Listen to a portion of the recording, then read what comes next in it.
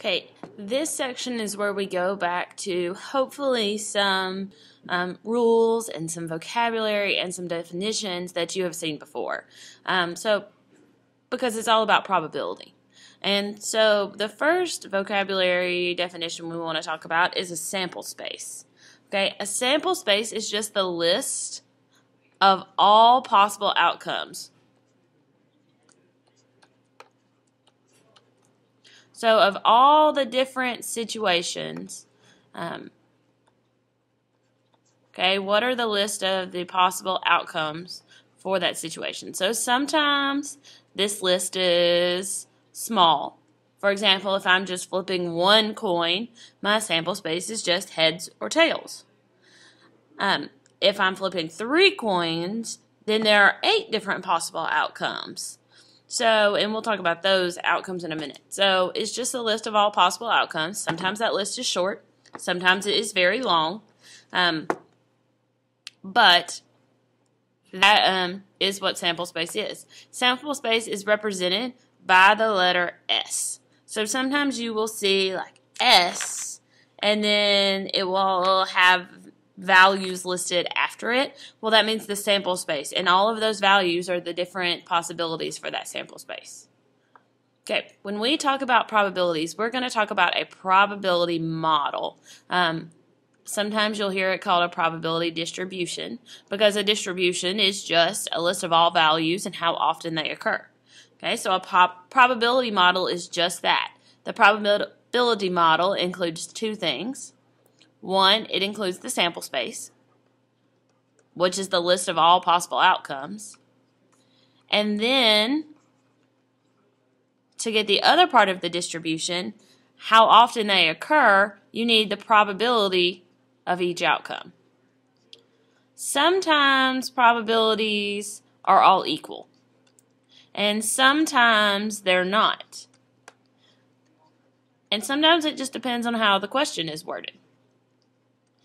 For example, if I'm looking at flipping 3 coins, if I'm wanting, to know what is the probability that the first one's heads, the second one's tails, and the third one is heads, well, then all my scenarios have the same. But if I'm wanting to find the probability of like 1 head and 3 flips, well, then it doesn't matter if that head occurs then the first time, the second time, or the third time. So that has a larger probability than flipping no heads. So sometimes it just depends on the situation. But a probability model, and also known as a probability distribution, must have 2 things. Hint, hint, remember this. Must include your sample space, which is your list of all possible outcomes. And it also must include a probability for each outcome. Okay. The third vocabulary word is event. Okay, an event is any collection of outcomes from some chance process. Okay, it is a subset of the sample space. So my sample space might be heads. We're flipping 1 coin. If I'm flipping 1 coin, then my sample space is heads or tails. And you'll often see sample space represented like this, S equals, and these curly brackets tell you that this is a set. So these are a collection of possible outcomes. My event would probably be something like flip heads. It's what I basically am looking for out of my collection of outcomes. Which specific one do I want? So here, if I'm flipping a fair coin 3 times, and I describe the probability model for this chance process. Okay, so I'm looking for my sample space and the probability of each outcome, and then use it to find the probability of getting at least 1 head out of the 3 flips. This right here is my event. It's what I'm looking for. Alright, so let's look at this. Let's talk about this sample space. My sample space when I flip a coin 3 times, and being the computer science nerd that I am, whenever I have to do this, I always do it in terms of binary. So if you've had my computer science class, or if you know anything about binary, you can think like that. But just to be sure that I get all of them, basically I start out with all of one, and then I flip. So like heads, heads, heads, heads, heads, tails, heads, tails, heads. Then there would be one with the last two being tails. So that's all possible combinations of any of the last two being tails. Then the first one could be tails. These could be heads. It could be the first and last one. It could be the first two. Or then it could be all three. It's like systematically working to flip them from right to left. So 1, 2, 3, 4, 5, 6, 7, 8. There are 8 possible outcomes. I also know that there are 8 possible outcomes because each of these has 2 options. So there's 3 things with 2 options apiece. 2 to the third is 8. So that tells me that there are 8 different ways I can combine all of these. Okay, so here is my sample space. Now I need the probability of each. If each coin is equally like each coin is fair, and it said it was, then heads or tails are both equally likely to happen. So each one of these is just as likely to happen as the other. So each will have a probability of 1/8. Okay, now if I want to find the probability of the event at least one head, and that's what this notation represents, the probability of at least one head, then I just need to count up how many times that happens. 1, 2, 3, 4, 5, 6, 7. Okay, 7 of these options have at least one head. If each of these has a probability of 1/8 happening, then 7 times 1/8, or if I add all of these together, I have a 7/8 chance of getting at least one head, because there's only one time when that will not happen. Okay, there are 5 basic probability rules that you need to know. 1, the probability of any event,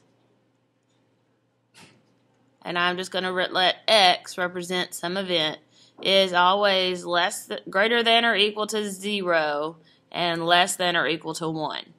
0 means that it is impossible and it will never occur. 1 means that it is certain and it will always occur. And 0.5 means that over a long time, okay, it's going to happen about half the time. Okay, 2. All possible outcomes together must have probabilities whose sum is 1. All possible outcomes. So the probabilities of all of my sample space must add up to 1. All possible outcomes must have probabilities that sum up to 1. 3. Okay, if the outcomes in your sample space are equally likely, then the probability that X is going to happen, which is just like what we just did, is the number of occurrences corresponding to X. So the number of times X happens over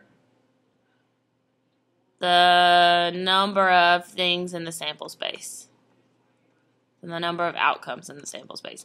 We have learned this formula as basically successes over total times or wins over total, things like that.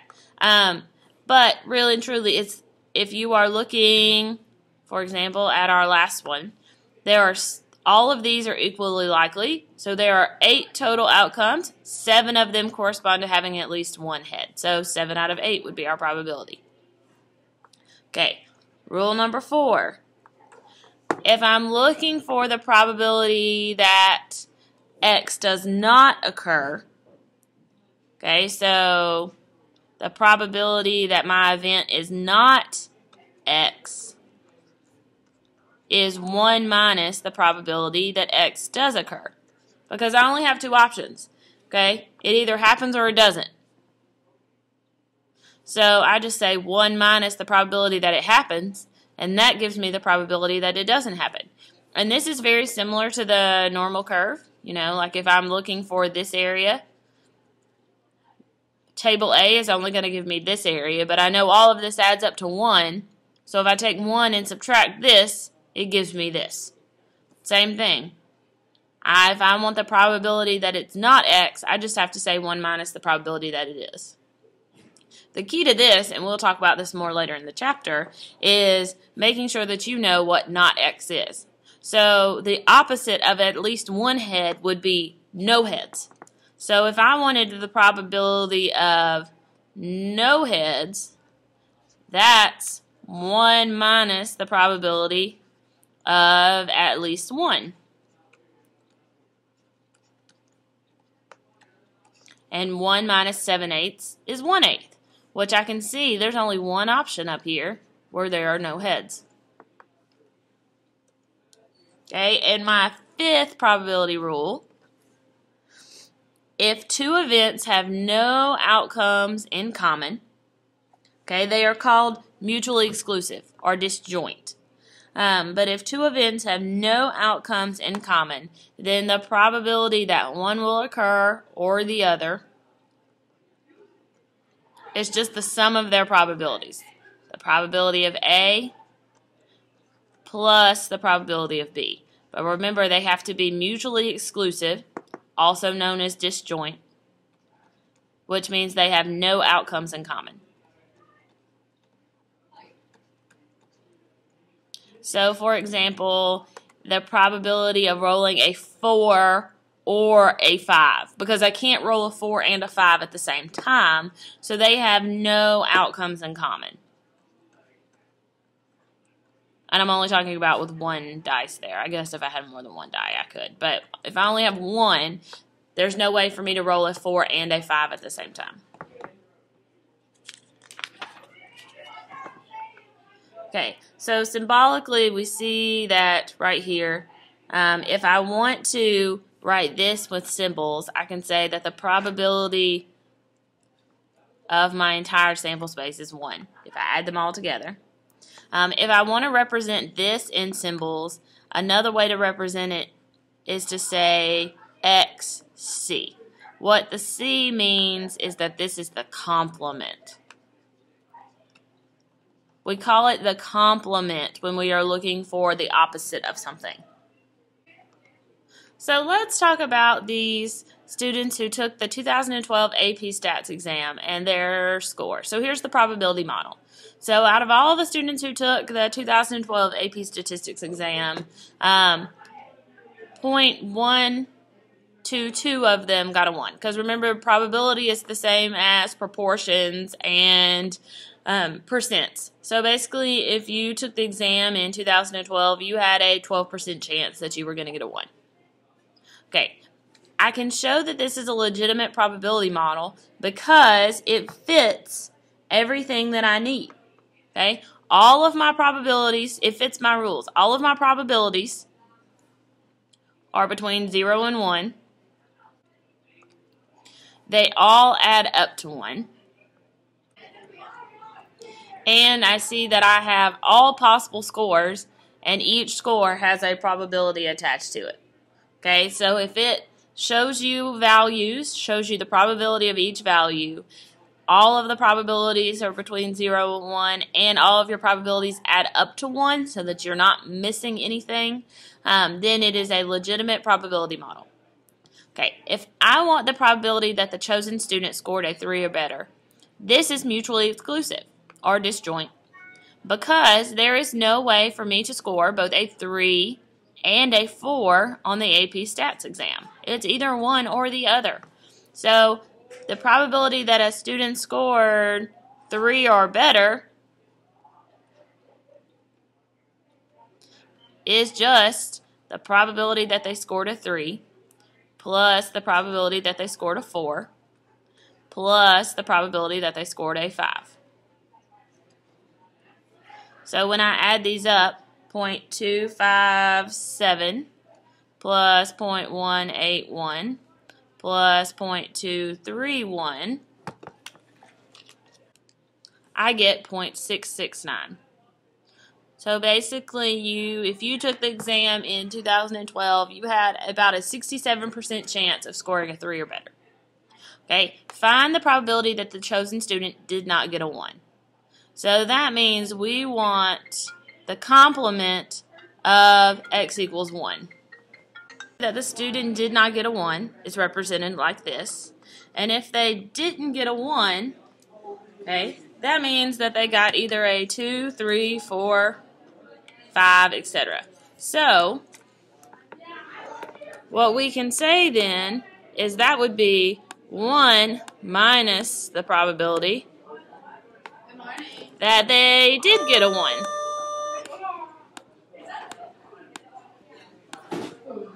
Okay, if we look up here, the probability that they got a 1 is 0.122. And so the probability that they did not get a 1 would be 0.878. And in this case, it's also easy for me to look and say, okay, if they didn't get a 1, that means they got a 2, a 3, a 4, or a 5. And I can also just add these probabilities up because they're mutually exclusive. And when I add them up, I should get 0.878. Okay, so to check your understanding, I'm just going to read these to you because my InterWrite board has decided to stop working, if you can't tell from my handwriting here at the end. 1, a person cannot have a cholesterol level of both 240 or above and between 200 and 239 at the same time. So you can only have one cholesterol number. So your cholesterol is either good or bad. So you can't have 2 different cholesterol. So that makes that mutually exclusive. 2, a person either has a cholesterol level of 240 or above, or they have the cholesterol level between. So that means I can add the 2 probabilities together and get 0.45. And for C, if I subtract 1 minus the probability of A or B, okay, so if I say 1 minus 0.45, then I get 0.55.